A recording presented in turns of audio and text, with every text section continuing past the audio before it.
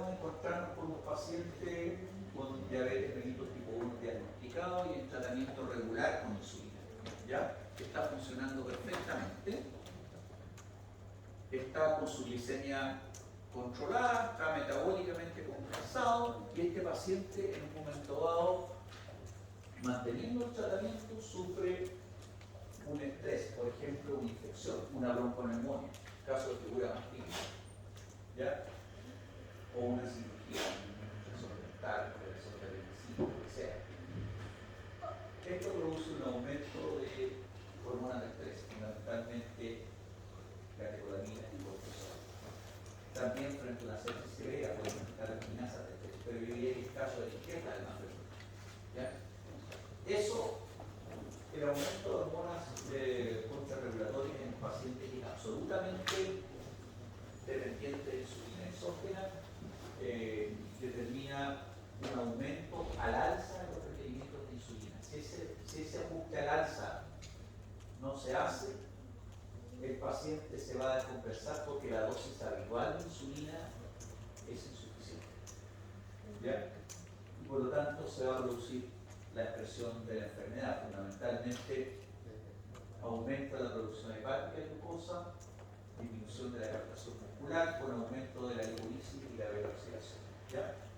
Y por lo tanto van a aparecer los microciclos crónicos, o sea, la hiperglicemia, la glucosuria, la poliuria, la cetonemia y la cetonuria, si esto no se corrige ahí. Caso clásico. Segundo, ¿por qué se produce la poliuria en la diabetes? Diabetes en griego significa sifón de agua, ¿ya? Y en realidad lo que describe es el hecho de que los pacientes diabéticos cuando están sometidos a tratamiento son poliúricos, ¿ya? La hiperglicemia, digamos, cuando la hiperglicemia supera los 180, los 220 miligramos por decilitro, se satura el umbral de reabsorción renal de glucosa. Habitualmente en el riñón los transportadores SGTL2 y SGTL1 reabsorben la mayor parte de la glucosa, digamos, que vuelve filtrada por la orina, que vuelve a ingresar a la sangre, y por lo tanto habitualmente la orina en un sujeto sano debería tener poca o nada glucosa, ¿ya? Cuando la glicemia supera este valor, se satura el umbral de reabsorción y aparece glucosa en la orina. Como la glucosa ya no puede ser reabsorbida, equivale a que para el excedente de glucosa entonces sea impermeable y por lo tanto arrastra agua por osmosis, se produce una diuresis osmótica, ¿ya? Esto es lo que diferencia a la diabetes mellitus de la diabetes insípida. La diabetes insípida es la poliuria por falla de hormona antidiurética, ¿ya? Que produce una orina diluida. Aquí lo que se produce es una orina rica en glucosa. Mellitus viene de miel, de dulce. Por lo tanto, se produce esta poliuria y por lo tanto esto resulta en una pérdida de glucosa más agua, o sea, hay deshidratación y pérdida calórica. Si a esto le sumamos un catabolismo proteico elevado, se producen las 4P del paciente diabético: la pérdida de peso, la poliuria, la polifagia, la polidipsia, o sea. A eso, bueno, la pérdida de agua implica un aumento y el aumento de la glicemia implica un aumento de la osmolaridad plasmática, ¿ya? Y la hiperosmolaridad plasmática aparece cuando la osmolaridad supera los 340 milimoles por litro, ¿ya? Y en este caso, lo que ocurre es que sale agua para compensar desde el espacio intracelular al espacio extracelular, ¿ya? Y puede producirse una hiponatremia dilucional, digamos, producto de la salida de agua desde el intra al extracelular, pero también dependiendo de la contracción del volumen intracelular, puesto que este paciente está poliúrico, ¿ya? Puede que la natremia no siempre esté a la baja por dilución, ¿ya? Pero de cualquier manera, la deshidratación tisular, particularmente a nivel neurológico, provoca un coma hiperosmolar, ¿ya? Y este coma hiperosmolar, ¿ya? Puede ser cetóxico o no cetóxico. El coma cetóxico es más frecuente en los diabéticos tipo 1, porque la cetosis es una complicación de la diabetes tipo 1, ¿no es cierto? O de los diabéticos tipo 2 con hormonas contrarregulatorias elevadas, pero generalmente es en los diabéticos tipo 1. Ahora, cuando hay un coma cetóxico, el malestar general que produce el estado de cetoacidosis, el estado nauseoso, el olor a cetonas evidentes, determinan control rápido de estos pacientes en la clínica y por lo tanto rara vez llegan con coma profundo, ¿ya? Sin embargo, en los pacientes diabéticos tipo 2, ¿ya? Se puede producir un síndrome hiperosmolar no cetósico, ¿ya? En donde el paciente llega con un estado de deshidratación, de hiperglicemia mucho más profundo, son glicemias arriba de 600 miligramos por decilitro, ¿ya? Y por lo tanto un estado comatoso más severo, y esta es una de las principales causas de mortalidad en la UTI en pacientes con diabéticos tipo 2, particularmente pacientes mayores. ¿Profe? ¿Sí? ¿A qué se refiere con diabetes insípida? La diabetes insípida es una poliuria debido al déficit de acción de hormona antidiurética o arginina vasopresina, que es la hormona que controla la reabsorción facultativa de agua en el riñón, ¿ya? Y puede deberse a déficit secretor de arginina vasopresina, lo que se llama diabetes insípida central, o resistencia a arginina vasopresina a nivel del riñón, digamos, que se conoce como diabetes insípida nefrogénica, ¿ya? Y la única característica en común que tiene la diabetes insípida con la diabetes mellitus es la poliuria. Nada más. La única diferencia es que la poliuria en la diabetes insípida es una orina diluida, libre de azúcar, mientras que esta otra es una poliuria que se produce por un mecanismo distinto, por osmosis, por glucosuria. La lipolisis aumentada implica, ¿no es cierto?, la beta-oxidación de los ácidos grasos y la producción excesiva de acetil-CoA, como muestra, como mal ustedes pueden ver en la figura de acá arriba, pero se van a ver en sus computadores después, y esto implica la síntesis de acetoacetil-CoA y por lo tanto la producción de cuerpos cetónicos para que habitualmente en condiciones de ayuno se utilizarían como combustible alternativo para el corazón y el cerebro, ¿ya? Estos cuerpos cetónicos, digamos, el principal es el ácido acetoacético y el ácido beta-hidroxibutírico, ¿no es cierto? Y son ácidos orgánicos que a pH, cuyo pKa hace que se desprotonen en el plasma, ¿ya? Y produzcan acetoacetato y beta-hidroxibutirato más protones, produciendo un cuadro de cetoacidosis, ¿ya? O acidosis metabólica.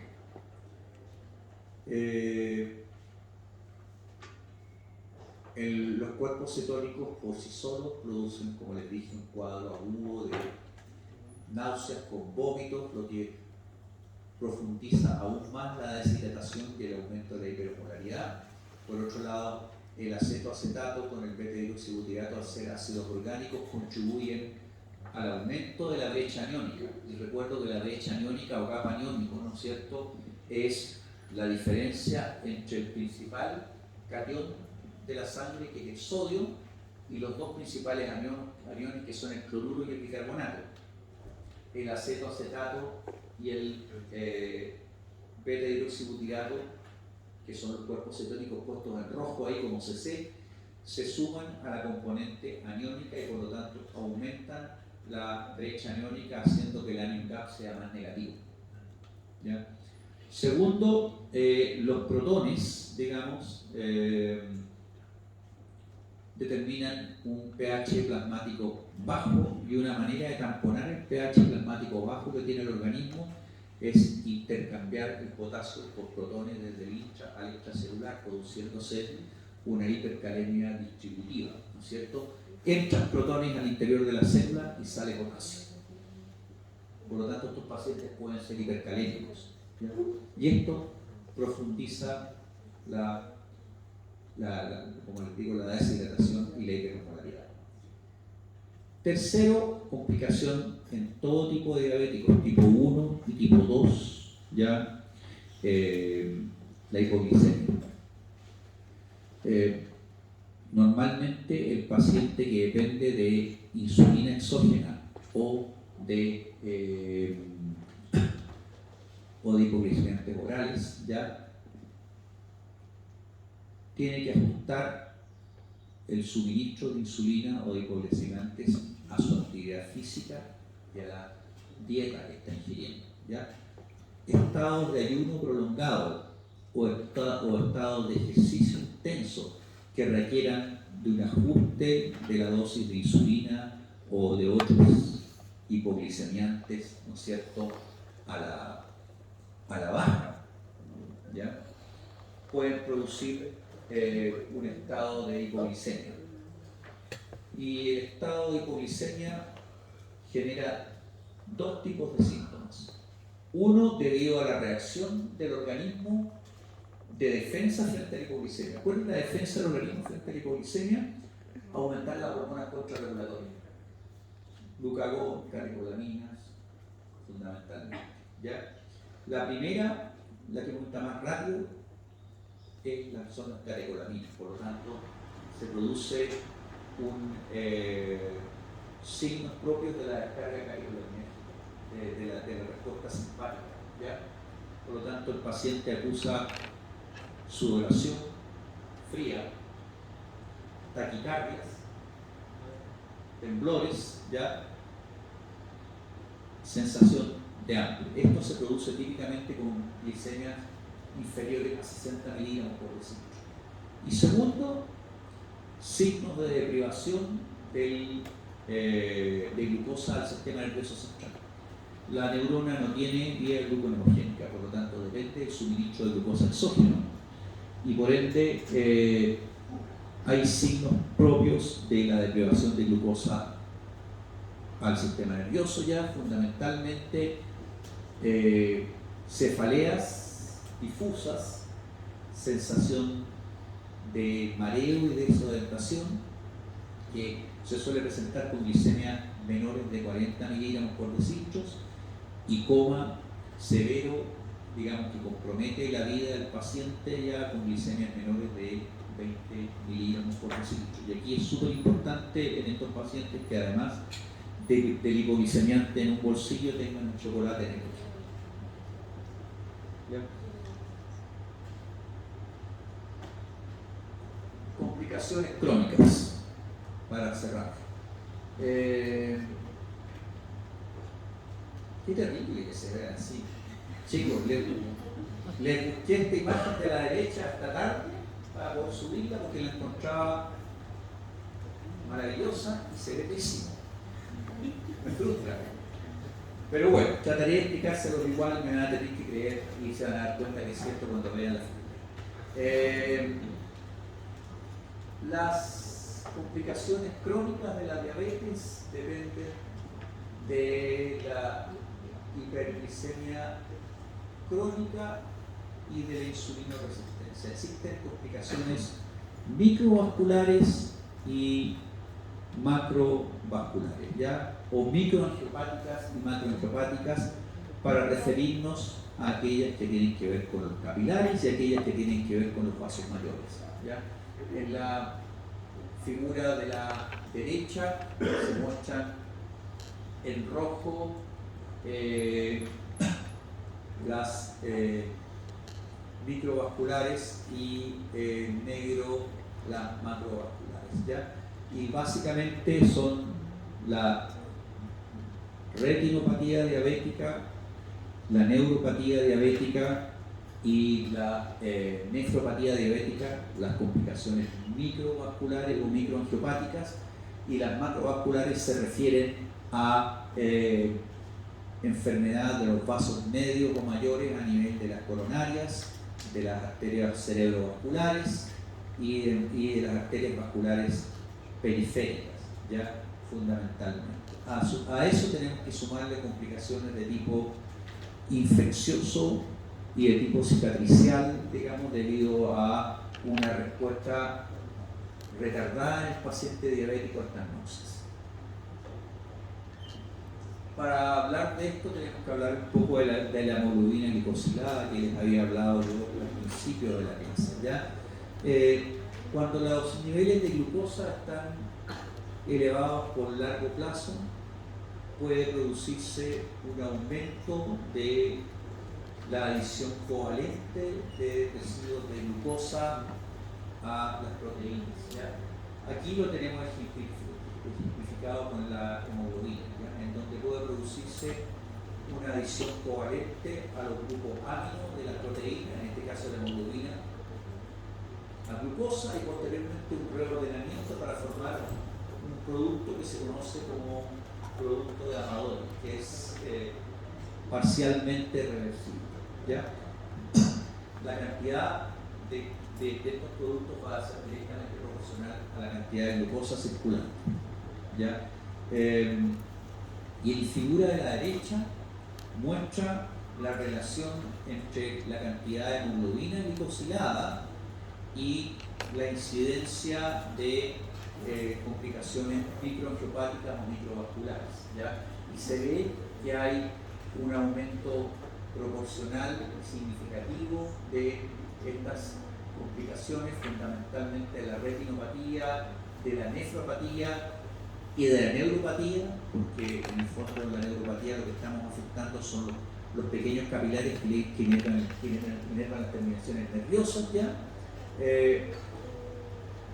En función de hemoglobinas glicosiladas crecientes. Y lo que se ve es que ya valores de hemoglobina glicosilada menores a 5,7% se asocian a glicemias menores a 120 miligramos por decilitro, pero considerando el promedio entre la fase de ayuno y la fase postprandial, ¿ya? La hemoglobina arriba de 6,5% ya correlacionan con glicemas promedio de 140 a 150 miligramos por decilitro, y mayores de 7%, como muestra esta figura, aumentan el riesgo de las complicaciones microvasculares. Por lo tanto, la meta del tratamiento antihiperglicémico en estos pacientes tiene que ser la mantención de valores entre 6,5 y 7, ¿ya? No pasar los 7%.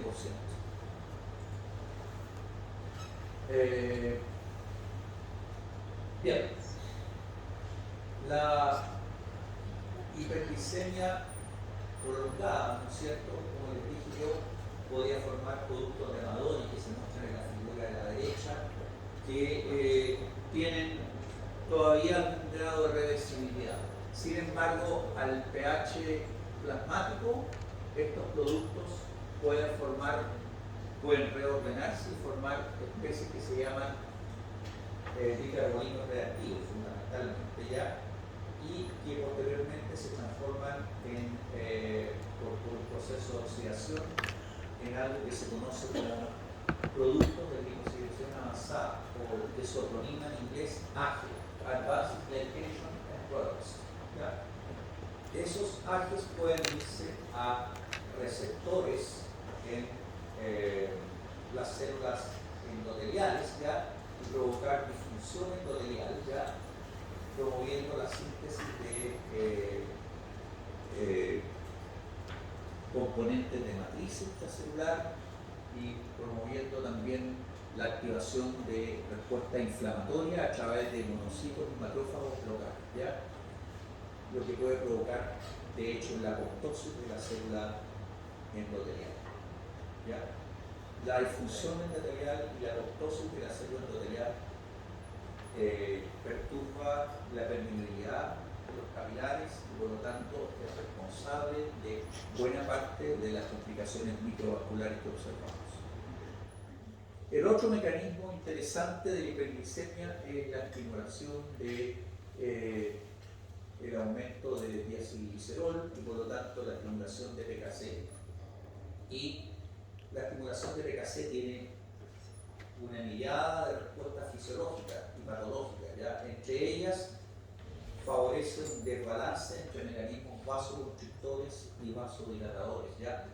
Disminuye la actividad de la óxido nítrico sintasa endotelial, ¿ya? Que es la principal productora del óxido nítrico, un vasodilatador, y aumenta la producción de endoteliina 1, un vasoconstrictor.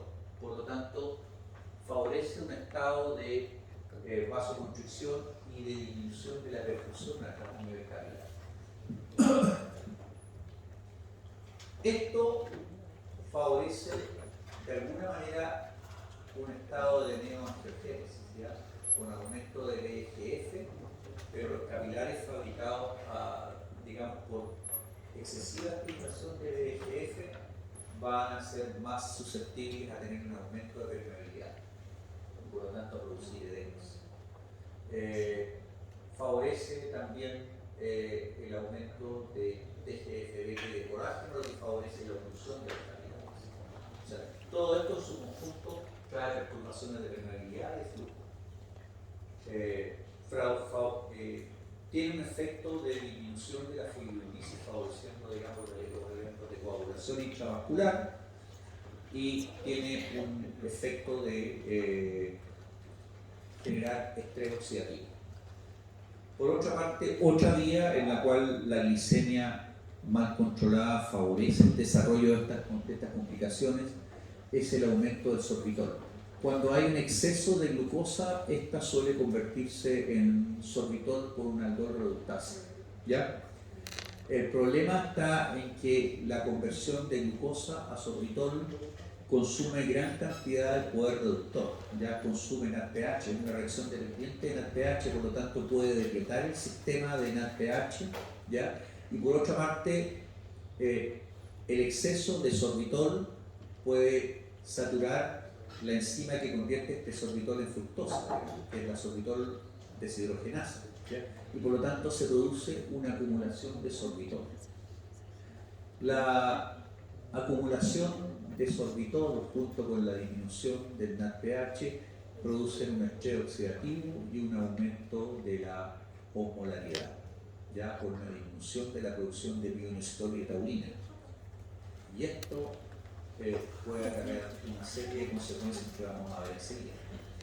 Primera complicación microvascular, la oftalmopatía diabética, ya que consiste básicamente en la retinopatía diabética, que es el componente más severo y más grave, y el glaucoma y la catarata. En el caso de la retinopatía diabética, lo que ocurre es que hay primero pérdida de pericitos, digamos, paulatina en los capilares retinianos, ya con aparición de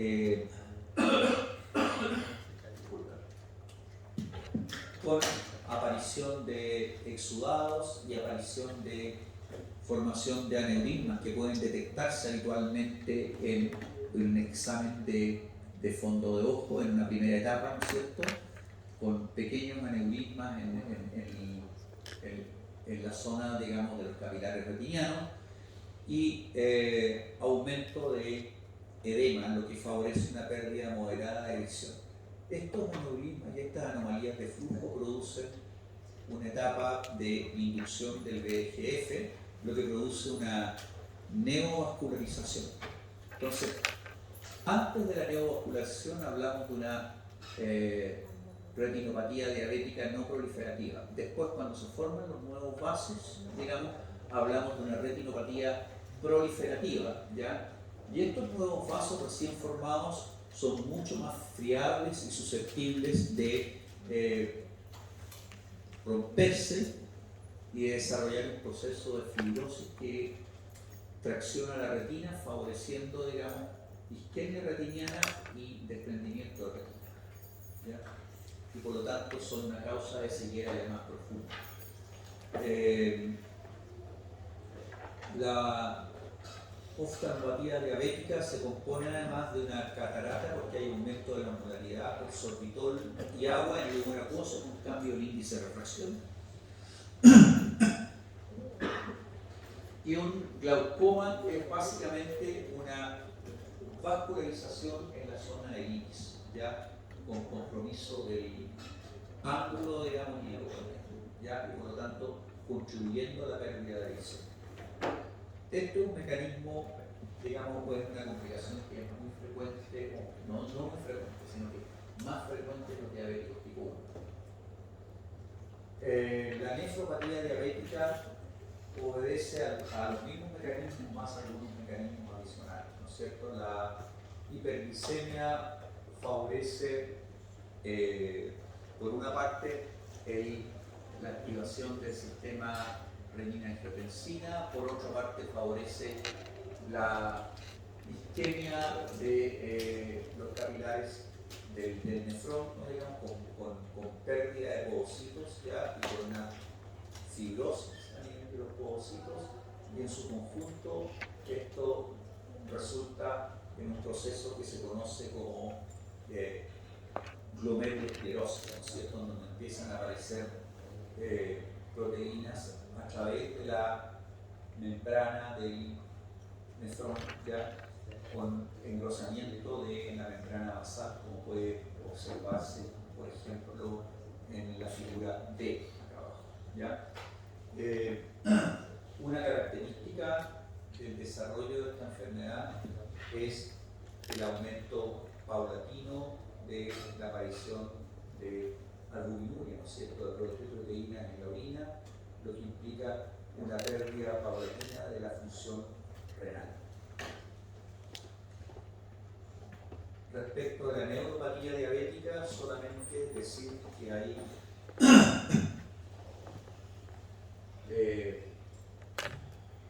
que los mismos mecanismos concurren, ¿no es cierto?, y que fundamentalmente el aumento de sorbitol y la disminución de minoxidil determinan una disminución de la actividad de sodio de potasio PPasa, por lo tanto una disminución de la velocidad de conducción axonal y además una pérdida de factores neurotróficos, lo que implica una desmilinización progresiva. ¿Ya? Esto en la práctica determina una pérdida de la velocidad de conducción, ¿ya? De los nervios particularmente periféricos. Y aquí podemos tener lo más frecuente una polineuropatía distal, o sea, pérdida de sensibilidad en las extremidades inferiores, particularmente en los pies. Y en las manos una pérdida de sensibilidad que va en forma de guante, desde la punta de los dedos hacia el centro de la mano posteriormente, ya con la rodilla, es decir, pérdida de sensibilidad a los estímulos dolorosos, ¿ya? Una especie de anestesia de las extremidades inferiores. A esto puede sumarse mononeuropatía, es decir, disfunciones motoras asociadas a pérdida de función o sensibilidad de los pares craneales. Ya particularmente se traduce esto en parestesia, sensación de hormigueo en los músculos de la cara, ya blefaroptosis, pérdida de la capacidad de controlar la tensión de los párpados, ya caída del párpado. Y también neuropatía autonómica, es decir, pérdida de la inervación de algunos órganos, digamos, que tienen que ver con la inervación autónoma, ¿cierto? O sea, puede haber taquicardia, hipertensión ortostática, ¿no es cierto? Esta hipertensión, esta sensación de mareo que aparece cuando el paciente es obligado a incorporarse desde una posición acostada, con sensación de pérdida del control del equilibrio, incontinencia urinaria, disfunción eréctil y constipación. A diferencia de la enfermedad microvascular, la enfermedad macrovascular diabética depende no solo del control de la glicemia a largo plazo, sino que también depende del control de la insulinoresistencia. Aquí la insulinoresistencia y la hiperglicemia son factores importantes, ¿ya? Y yo solamente quiero mencionar que, porque ya he mencionado parte de estos mecanismos, en el caso de la dislipidemia diabética, digamos, se debe a un aumento de LDL de tipo B, pequeñas y densas. Yo se los había mencionado en el módulo anterior, ¿no es cierto?, que tienen mayor potencial aterogénico, a una disfunción, y esto concurre por la vía, digamos, de la insulinoresistencia, ¿no es cierto?, por los efectos mitogénicos de del hiperinsulinismo en estos pacientes. La disfunción endotelial, en cambio, depende mucho de la hiperglicemia, ¿no es cierto?, porque hay una disminución de la producción de óxido nítrico endotelial, por lo tanto, menor capacidad vasodilatadora, un aumento de la proliferación de la capa media de las células del músculo liso vascular en las prearteriolas, ¿ya? Y el aumento de moléculas de adhesión, lo que favorece la formación de ateromas. Quiero señalar que un factor muy importante es el aumento de citoquinas proinflamatorias y de señalización protrombótica. Hay un estado de paninflamación en el paciente diabético, ¿ya?, que se traduce en un aumento de la PCR de los niveles muy bajos. La PCR o proteína C reactiva, si ustedes tuvieron su clase de inflamación, es una proteína de fase aguda que se mide en los estados inflamatorios, ¿ya? Típicamente se mide en los pacientes, por ejemplo, que llegan con fiebre elevada al consultorio, digamos, y que determinan un estado inflamatorio agudo. En la diabetes se produce un estado de inflamación de baja intensidad que requiere una medición especial, que es la PCR ultrasensible, que es capaz de detectar rangos de PCR de 1 a 3 unidades internacionales, pequeños aumentos. Y se ha visto que aumentos de PCR ligeramente mayores a 3 miligramos por decilitro correlacionan o serían predictores de mortalidad cardiovascular en pacientes con diabetes tipo 2, particularmente. ¿Ya? O sea, es muy importante corregir esto. ¿Ya? Y para cerrar, por la hora, voy a referirme muy brevemente a diabetes e inmunidad, ¿no es cierto? La hiperglicemia, por un lado, determina un déficit de la respuesta inmune, o sea, menor quimiotaxis, menor fagocitosis. De hecho, los pacientes diabéticos suelen tener una respuesta mucho más retardada, una resolución más retardada de las infecciones comunes, como la faringitis y la amigdalitis. ¿Ya? Por otra parte, suelen presentar un aumento de infecciones oportunistas, ¿ya? Por ejemplo, candidiasis oral o candidiasis vaginal, y tienen mayor susceptibilidad de desarrollar micosis. Por otra parte, la neuropatía, digamos, propiamente tal, se traduce en una disminución de los, como les había dicho, de los estímulos dolorosos, por lo tanto una pérdida de sensibilidad en las extremidades con alodinia, y el bajo flujo de las extremidades inferiores y las lesiones vasculares se traducen habitualmente en un déficit de una respuesta inflamatoria y cicatricial retardada. Los pacientes diabéticos tienen una respuesta cicatricial lenta. La suma de estos 3 factores, la respuesta defensiva retardada a las infecciones,